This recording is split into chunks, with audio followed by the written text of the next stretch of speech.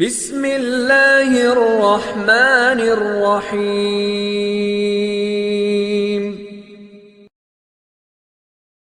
یہ ہم ان کا شکریہ ادا کرتے ہیں اور حضرت مولانا جعفر تھانوی صاحب دامت برکاتہ، مولانا الیاس صاحب اور دیگر حضرات نے، حضرت مولانا فیض محمد فیض نقشبندی جو تنظیم العلماء پاکستان کے صدر ہیں، یہ بھی تشریف فرما ہیں۔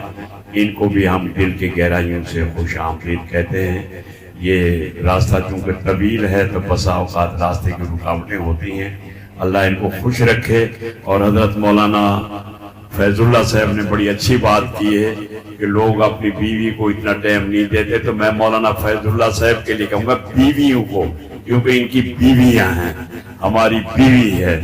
تو بعض حضرت مولانا تنویر الحق صاحب سے گزارش کروں گا کہ آپ کچھ کلمات ہم سب کے لیے ناصحانہ بیان فرما دیں۔ السلام علیکم ورحمۃ اللہ وبرکاتہ۔ الحمدللہ وکفا وسلام علی عبادہ الذین اصطفیٰ، اما بعد۔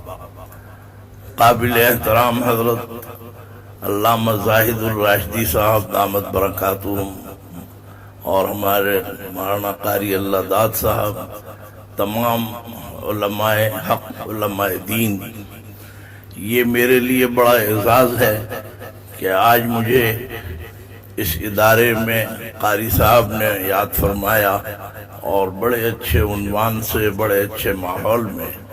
اللہ تعالی ہماری سب کی حاضری کو اللہ اپنی رضا کے لیے قبول فرما لے۔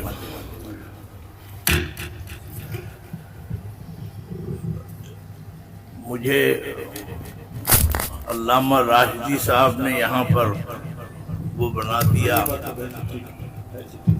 لائیے مہمان خصوصی۔ بہرحال اللہ نے ان کے دل میں ڈالا ہے، یہ کوئی پہلے سے مطلب یہ کہ طے شدہ وہ سلسلہ نہیں تھا۔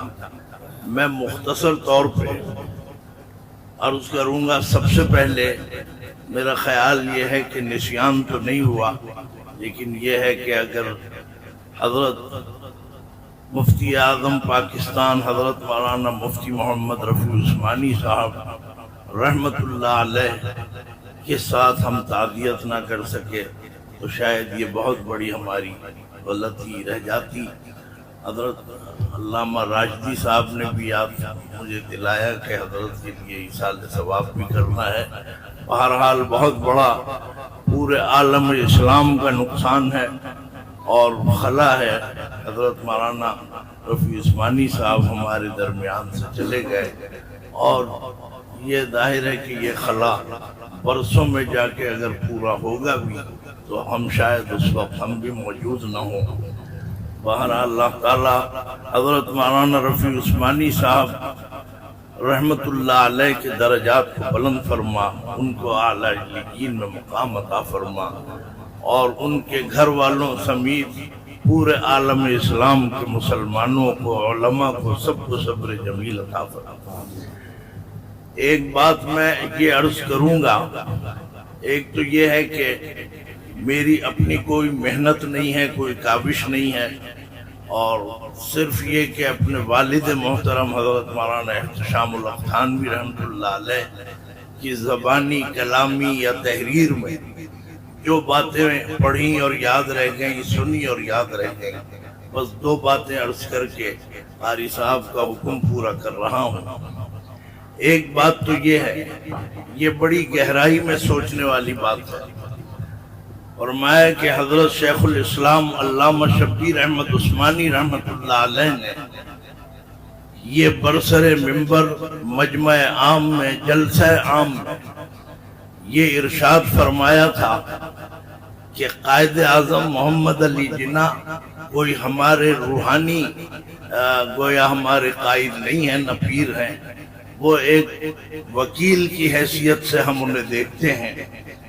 بر صغیر میں مسجد کی اراضی حاصل کرنے کے لیے جیسے ایک مقدمہ تھا انگریز کی عدالت میں، تو وہ مقدمہ ہم لے کے گئے ہیں اور جا کے ہم نے ان سے یہ کام لیا۔ بہرحال انہوں نے اپنی وکالت اور اپنی مہارت سے پاکستان کا یہ خطہ حاصل کیا۔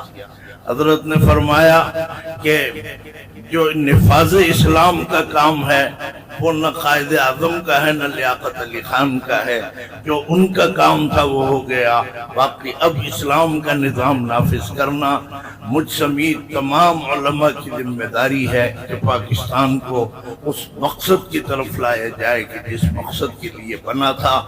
بہرحال اس میں علامہ راشدی صاحب بہت کچھ اس پر لکھ بھی سکتے ہیں، بیان بھی فرما سکتے ہیں، باقی یہ ہے کہ قیل و قال تو ہر اس میں ہوتی ہی ہے گفتگو میں۔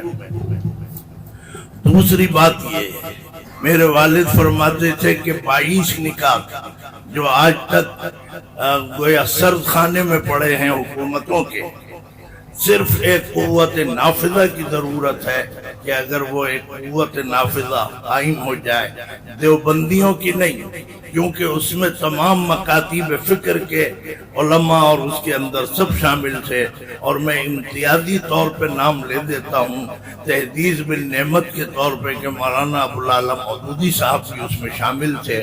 اس کا مطلب یہ کہ قوت نافذہ صرف دیوبندیوں کی نہیں بلکہ سب کی مل کے ایک قوت قائم کی جائے، اور اس کے ذریعے سے وہ تمام نکات 22 نکات اور یہ سب کچھ جو ہے یہ اس کے لیے فرمایا قوت نافذہ کی کوشش کریں، اور ظاہر ہے کہ جب کبھی ایسا موقع مل جائے تو ہم اور آپ اس سے یہی کام لیں۔